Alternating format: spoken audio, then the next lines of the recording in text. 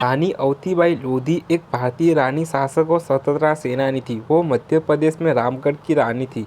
1857 के भारतीय विद्रोह के दौरान ब्रिटिश ईस्ट इंडिया कंपनी की एक कट्टर विरोधी के रूप में जानी जाती है। रामगढ़ के राजा विक्रमजीत सिंह को विसित तथा अमन सिंह और शेर सिंह को नाबालिग घोषित कर रामगढ़ राज्य को हड़पने की दृष्टि से अंग्रेज शासकों ने पालक न्यायालय की कार्यवाही की एवं राज्य के प्रशासन के लिए सरबराहकर नियुक्त कर शेख मोहम्मद तथा मोहम्मद अब्दुल्ला को रामगढ़ भेजा, जिसमें रामगढ़ रियासत कोर्ट ऑफ वर्ड्स के कब्जे में चली गई। अंग्रेज शासकों की इस हड़प नीति का परिणाम भी रानी जानती थी, फिर भी दोनों सरबराहकारों को उन्होंने रामगढ़ से बाहर निकाल दिया।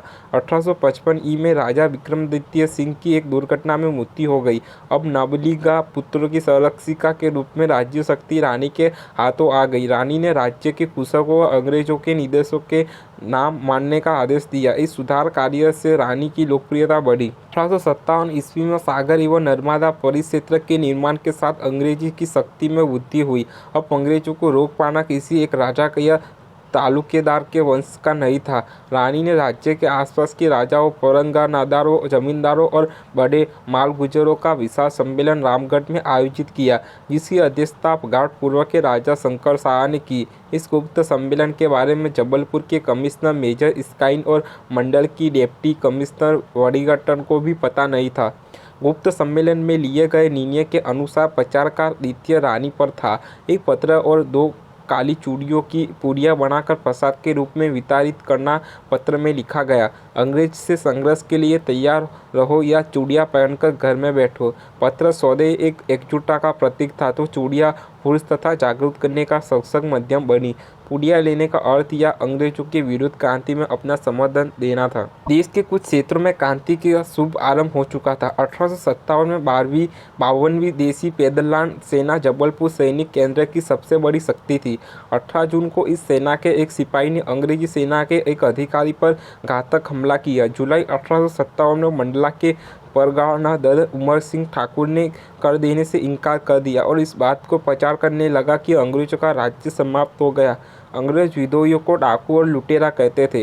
मंडला के डिप्टी कमिश्नर वॉडिंगटन ने मैनेजर स्काइन सेना की मांग की और पूरे महाकोश क्षेत्र में विद्रोह की हलचल बढ़ गई। गुप्त सभा और प्रसाद की पुड़िया का वितरण चलता रहा।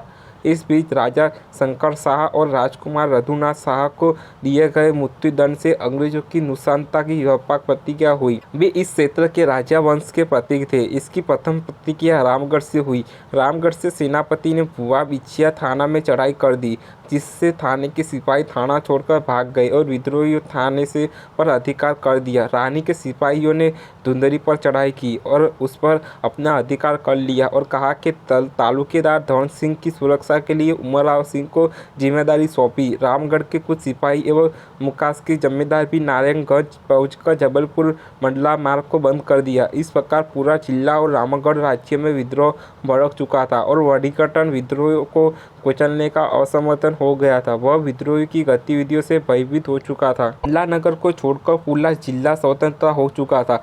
अवंतीबाई ने मंडला विजय के लिए सिपाहियों के सहित प्रस्थान किया। रानी की सूचना प्राप्त होने पर शाहपुर और मुकास के जमींदार भी मंडला की ओर रवाना हुए। मंडला पहुंचने के पूर्व खड़देवरा के सिपाही भी रानी के सिपाहियों से मिल गए। खेरी के पास अंग्रेज सिपाहियों के साथ अवंतीबाई का युद्ध हुआ।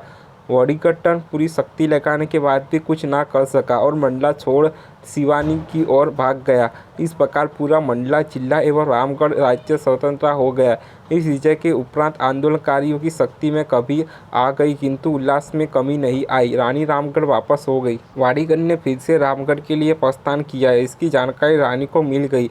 रामगढ़ के कुछ सिपाही धुंधरी के पहाड़ी क्षेत्र में पहुंचकर अंग्रेजी सेना की प्रतीक्षा करने लगे। लेफ्टिनेंट बर्टन के नेतृत्व में नागपुर की सेनाएं बिछिया विजय कर रामगढ़ की ओर बढ़ रही है, इसकी जानकारी वॉडिंगटन को थी। अंत वॉडिंगटन धुंधरी को और बढ़ा और 15 जनवरी 1858 को धुंधरी पर अंग्रेजों का नियंत्रण हो गया।